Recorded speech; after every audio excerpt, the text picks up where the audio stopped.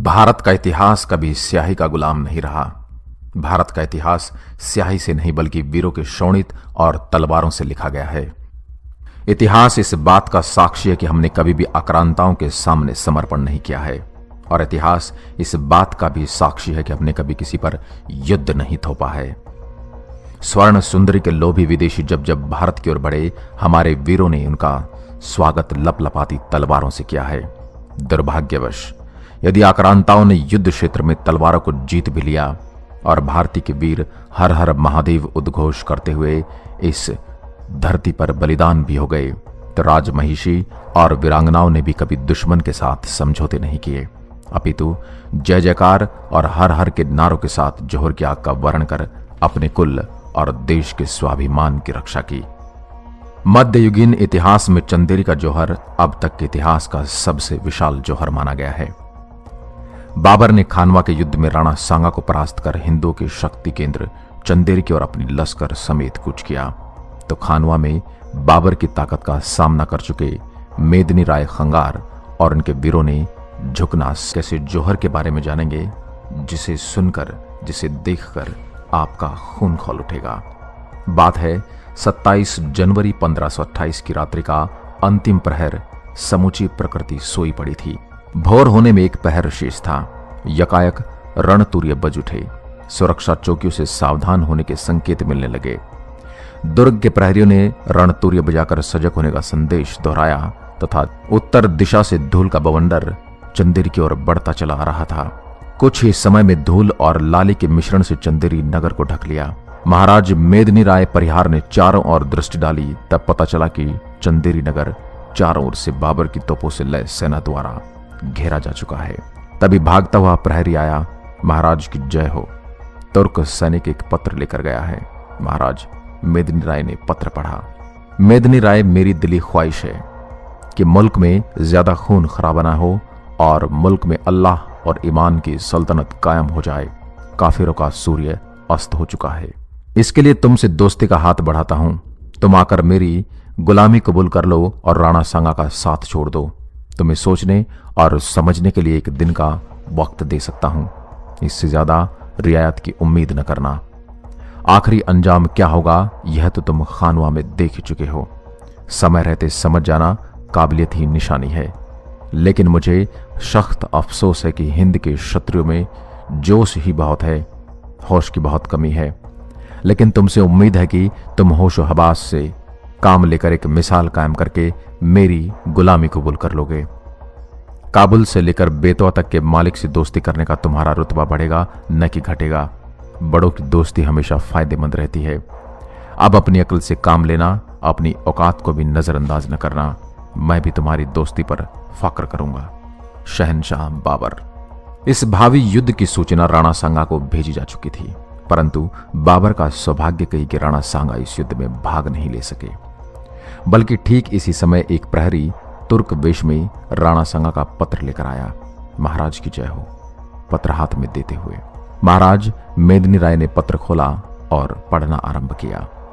मेरे प्रिय मानस पुत्र मेदिनी राय, तुम्हारी चिंता में चित्तौड़ से चंदेरी के लिए चला। अब एरच में ठहरा हूं। मेरे जीवन का यह अंतिम ठहराव है। शरीर शिथिल तथा निर्जीव होता जा रहा है। प्राण शरीर की समस्त इंद्रियों के कर्म समेट कर फड़फड़ा रहे हैं। अब कुछ ही देर में प्राण इस विकलांग शरीर से नाता तोड़ सकते हैं। मेरे मन की इच्छा अतृप्त रह जाएगी। मैं चाहता था कि मेरे प्राण इस शरीर को युद्ध स्थल में ही छोड़ दे, जिससे मुझे तृप्ति, तुम्हें सहयोग और आने वाली पीढ़ियों को प्रेरणा मिलती और बाबर का हिसाब किताब भी पाई पाई चुकता हो जाता। संयोग देखें कि बीच में ही अब प्राण बिचक रहे हैं और मेरे कितने ही रोकने पर अब नहीं रुकेंगे। इसलिए तुम्हें अपने जीवन का अंतिम पत्र लिख रहा हूं। प्रिय मेदिनी राय, थोड़े से साधनों पर निर्भर पिंजरे में बंद पंछी की भांति तुम्हारी स्थिति मैं समझ सकता हूं। अब तुम्हें बल से नहीं बुद्धि से काम लेना है। संयम और विवेक के अंकुश से विजय पाकर दूरदर्शी बुद्धिमत्ता पूर्ण निर्णय लोगे। इसी विश्वास के साथ तुम्हें युद्ध का होता बनाकर अब अपने जीवन की अंतिम आहुति युद्ध के मार्ग में दे रहा हूं। कुछ और अधिक लिखता, लेकिन अब और लिखने का सामर्थ्य नहीं है। तुम बाबर की सेना से घिर चुके हो और मैं तुम्हारी चिंता और भावनाओं से घिर चुका हूं। तुमसे अंतिम अनुरोध है कि विवेक से कार्य करना। मुझे खेद है कि जीवन की अंतिम आहुति युद्ध स्थल पर न दे सका। यह मेरी इच्छा नहीं है, बल्कि मेरी विवशता है। मानस पुत्र, मुझे क्षमा कर देना। राणा सांगा। तभी मेदिनी राय ने संकल्प लिया, हे धर्मपिता, आपका मानस पुत्र रक्त की सरिता में स्नान कर तुर्कों के रक्त को अंजलियों में भरकर यह आपका तर्पण करेगा। उसी से आपकी आत्मा तृप्त होगी। तभी बाबर के विशेष दूत शेख गुरेन तथा अरियाश पठान ने पत्र का जवाब मांगा। मेदिनी राय हिंदू क्षत्रिय हैं। भारत के इतिहास में हिंदू भेंट भी नहीं लेते, फिर समर्पण क्या होता है? यह हमारा इतिहास है। भाग्य के धनी बाबर के भाग्य से सांगा चले गए। जाओ बाबर को बता दो, दोनों ओर की फौजों को क्यों नाहक मरवाता है। हम दोनों मैदान में निपट लेते हैं। जो हार जाए वह हार स्वीकार कर लेगा। बाबर यदि वीर है तो आमने सामने आ जाए। तोपों की क्या आग दिखाता है? जितनी आग उसकी तोप में है, इतनी गर्मी तो हर हिंदू के खून में होती है। पठान बोला, महाराज ये सियासत नहीं है, आप सियासत की बात करें। लुटेरों से सियासत की क्या बात करूं? जो दूसरों के घर जलाता फिरता है उससे मैं क्या बात करूं? कह दो बाबर से, हम युद्ध करेंगे। महाराज मेदिनी राय परिहार बाबर से युद्ध की घोषणा कर देते हैं। बाहर शंख ध्वनि तथा रणतुर्य बज उठते हैं। राजपूत की भुजाएं फड़क उठती हैं। इसके बाद महाराज मेदिनी राय अपनी पत्नी से एक अंतिम भेंट करते हैं और उनसे कहते हैं, प्रिय मणिमला, अब हमें विदा दो।